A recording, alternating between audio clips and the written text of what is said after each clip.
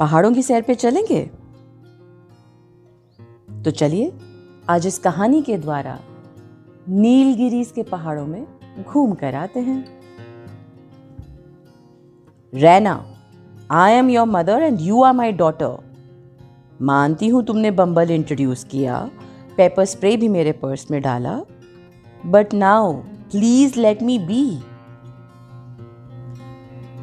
अपनी 14 साल की बेटी के साथ उसी का डायलॉग उसी को चिपका के हल्की फुल्की बहस करके मैंने फोन काटा था। मेरी बेटी अब धीरे धीरे जिम्मेदार हो रही थी और ना जाने क्यों उसे लगता था कि मैं अकेली हूं। मेरे अकेलेपन का एहसास मुझसे ज्यादा शायद उसे हो रहा था। प्रियंका चोपड़ा की बहुत बड़ी फैन है, तो मैडम ने बम्बल पर मेरी प्रोफाइल खुद ब खुद बनाई थी और मैच होते के साथ ही एक डेट मुझसे बिना पूछे फिक्स भी कर ली थी। इमोशनल अत्याचार को उसने अपने सत्याग्रह का प्रभावशाली साधन बनाया था और मुझे राजी कर लिया था। पर जब मैं घर से निकल रही थी तो मेरे से ज्यादा झिझक उसे हो रही थी। सैकड़ों ख्याल दिमाग में गूंज रहे थे उसके, बेहद ऊटपटांग। ना जाने बच्चे कब बड़े हो जाते हैं और माँ बाप से ज्यादा समझदार। अब वो मेरी माँ जैसे मेरे लिए चिंतित रहती थी। डेट के लिए एक्साइटेड भी थी, पर जैसे जीवन के ना जाने कितने पड़ाव देखे थे उसने कि थोड़ी सिमटी भी थी।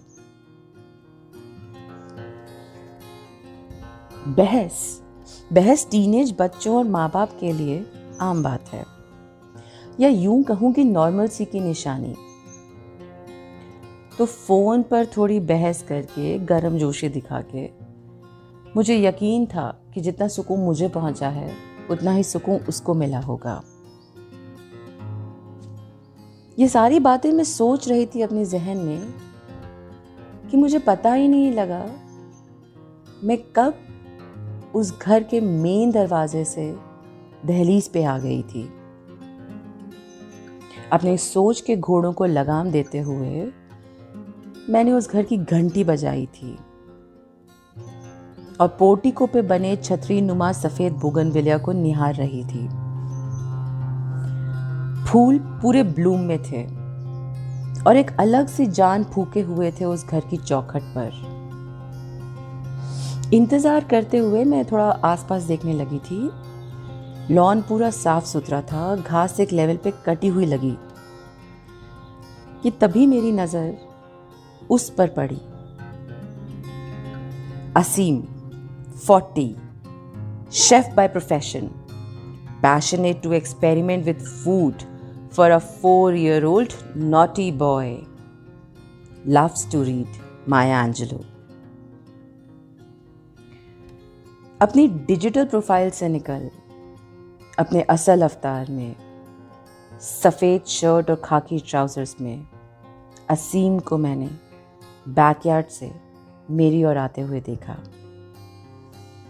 मुझे देख वो बहुत स्वाभाविक तरीके से मुस्कुराया और अपना हाथ आगे बढ़ाया।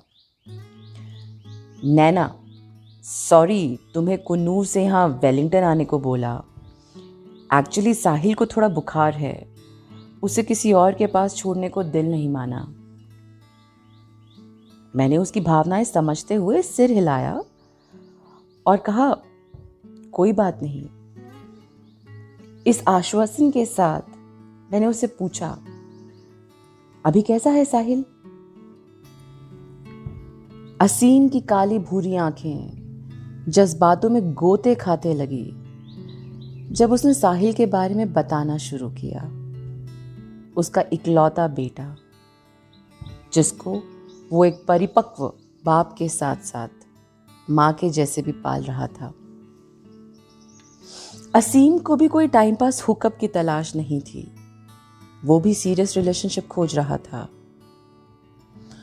और चूंकि उसका बेटा 4 साल का था, तो असीम ने ही खुद की प्रोफाइल बम्बल पर बनाई थी। समान रुझाव के लोग घंटों बिता सकते हैं बिना किसी समय के इल्म के। ऐसा ही कुछ हमारे साथ हो रहा था। हमारी बातें भी समंदर की लहरों की तरह उफान मार रही थी। एक लहर किनारे लगती तो दूजी झट से आ जाती, फिर तीसरी, चौथी, पांचवी। घड़ी का अंदाजा मात्र भी नहीं था। एहसास नहीं हो रहा था कि पहाड़ों की सर्दी की वो छोटी सी दोपहर कब के दिन के लिए अलविदा कह चुकी थी और कोहरे की चादर धीरे धीरे छोटे छोटे कदम हमारी तरफ बढ़ा रही थी। जब कोहरा घना हुआ तो असीम ने आसपास देखा। अपना सर झटकते हुए थोड़ा डिसअपॉइंटेड सा लगा और उसने बोला, अरे मैं बातों में इतना खो गया कि तुम्हें घर में बुलाया ही नहीं। हम तब से बाहर खड़े हैं नैना। आगे बढ़ उसने अपने घर का दरवाजा खोला और धीमे से बोला, welcome Naina, welcome to the cosiest home of the Nilgiris.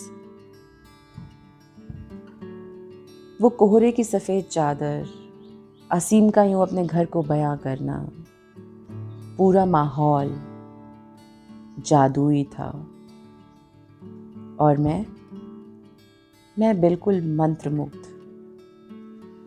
उसके पीछे चलते हुए मैं घर में दाखिल हुई, पर तभी एक तीखी पैनी रबड़ जैसी आवाज ने हम दोनों का ध्यान अपनी ओर आकर्षित किया। मेरा दाहिना पैर सीधा एक पीली स्क्विशी डक पर पड़ा था, जिसने पुरजोर तरीके से अपनी नाराजगी जाहिर की थी।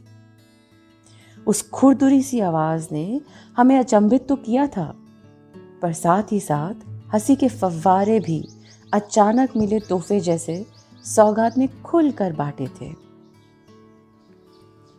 किसी भी तरह की झिझक से परे हमारी बातें भी बाहर छटे हुए कोहरे जैसी घनी हो रही थी। हम दोनों तसल्ली से बैठे थे और खिड़की से बाहर के नज़ारों का लुत्फ ले रहे थे। मुझे उस घर में साहिल के साथ साथ रैना भी दिख रही थी।